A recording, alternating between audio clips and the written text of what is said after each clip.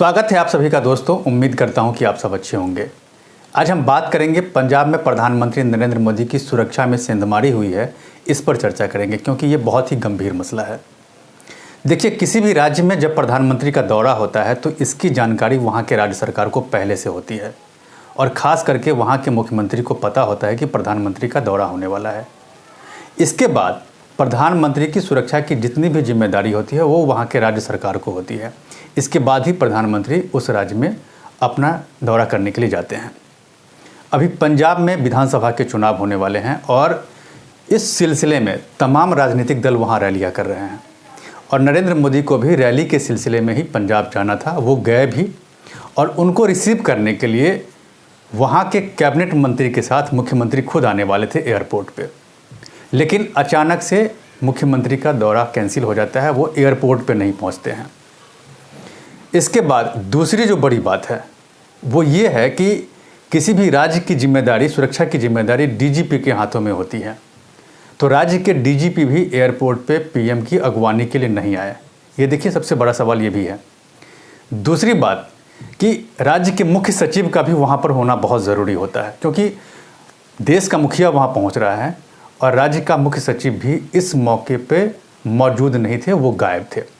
यानी कि न तो एयरपोर्ट पे पीएम की अगवानी के लिए मुख्यमंत्री थे, न राज्य के डीजीपी थे जिनके हाथों में सुरक्षा की जिम्मेदारी थी, और न ही राज्य के मुख्य सचिव थे। सिर्फ वहाँ पर प्रधानमंत्री की अगवानी के लिए अगर कोई गया तो राज्य के वित्त मंत्री गए।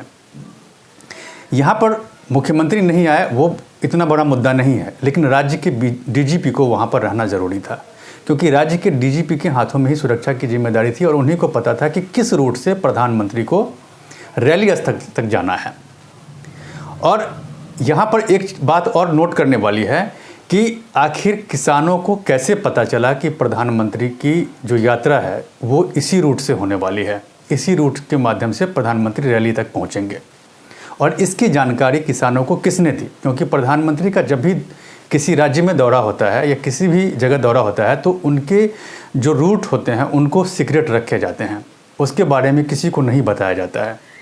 तब यहाँ पर यह सवाल बहुत ज़रूरी है कि किसानों को इसके बारे में कैसे जानकारी मिली और बहुत ही जल्दी किसान हाईवे पे आकर के कैसे वहाँ पर बैठ गए और प्रधानमंत्री का विरोध करने लगे।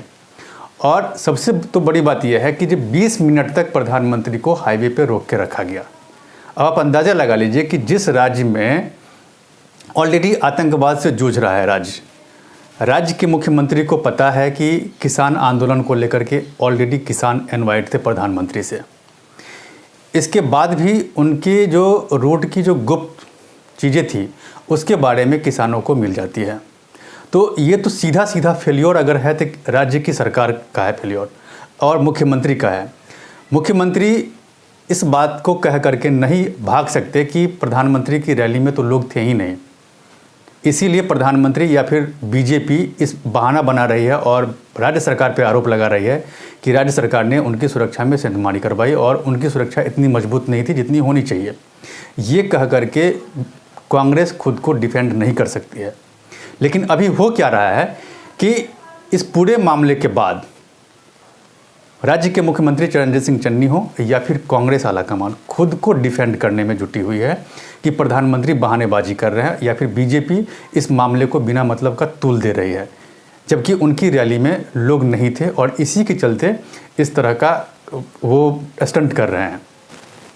देखिए, सवाल ये है कि किसी के रैली में लोग नहीं थे, ये उस पार्टी की पर्सनल बात होती है, और अगर रैली में लोग नहीं थे तो इनकी जानकारी रैली से ही प्रधानमंत्री को एयरपोर्ट तक मिल जाती और प्रधानमंत्री वहीं से वापस आ जाते। लेकिन ऐसा नहीं हुआ।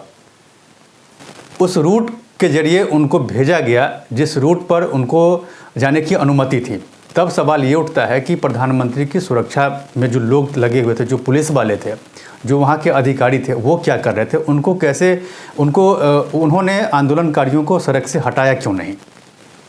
तो कुछ भी हो सकता था, क्योंकि ये तो बहुत बड़ी सुरक्षा जो है प्रधानमंत्री के साथ वो गलत हुई है। अगर उनकी सुरक्षा अगर सही होती, अगर उसके बारे में अगर राज्य सरकार अगर सोचती तो इस तरह का वाकया नहीं होता। जबकि कांग्रेस एक ऐसी पार्टी है जिसने खुद सुरक्षा के कारण 2 प्रधानमंत्री को खो दिया है, उसके बाद ही सुरक्षा की जिम्मेदारी एसपी जी को दी गई है। तब भी कांग्रेस ये कह रही है कि प्रधानमंत्री स्टंटबाजी कर रहे हैं। ये बात कांग्रेस को बोलने से पहले 100 बार सोचना चाहिए, क्योंकि बात यहाँ पर प्रधानमंत्री की सुरक्षा की हो रही है।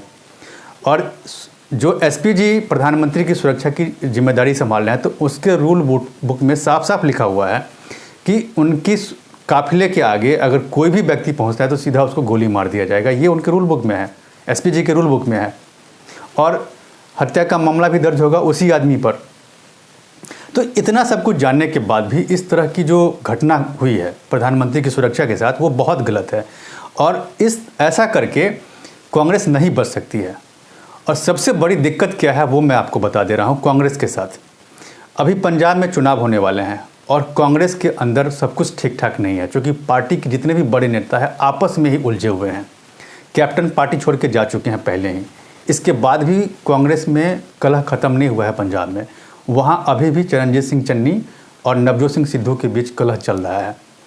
और अभी देखिए कि कांग्रेस आला कमान भी चरणजीत सिंह चन्नी के कंधे पे बंदूक रख के चला रही है और चन्नी भी आराम से कंधा दिए हुए हैं कांग्रेस को। कारण क्या है वो मैं देख लीजिए कि पंजाब में चुनाव होना है और चरणजीत सिंह चन्नी दलित मुख्यमंत्री हैं। तो कांग्रेस को कहीं ना कहीं लगता है कि प्रधानमंत्री हो या फिर केंद्र की सरकार हो, अगर कोई भी फैसला अगर राज्य सरकार के खिलाफ लेती है तो सीधा सीधा इसका नुकसान किसको होगा? बीजेपी को होगा, क्योंकि वहाँ पर चुनाव होने वाले हैं।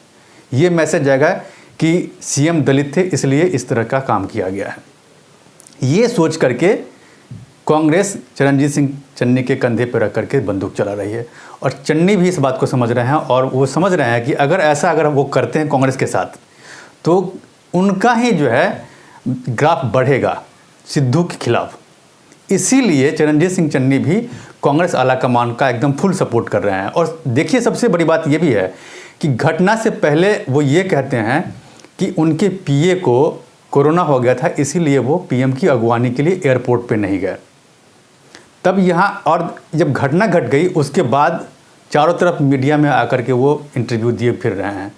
तो अगर आप पहले से अगर इस घटना को लेकर के घटना से अगर बचते, ऐसी स्थिति से अगर बचते, तो शायद उनकी सुरक्षा में इस तरह की सेंधमारी नहीं होती।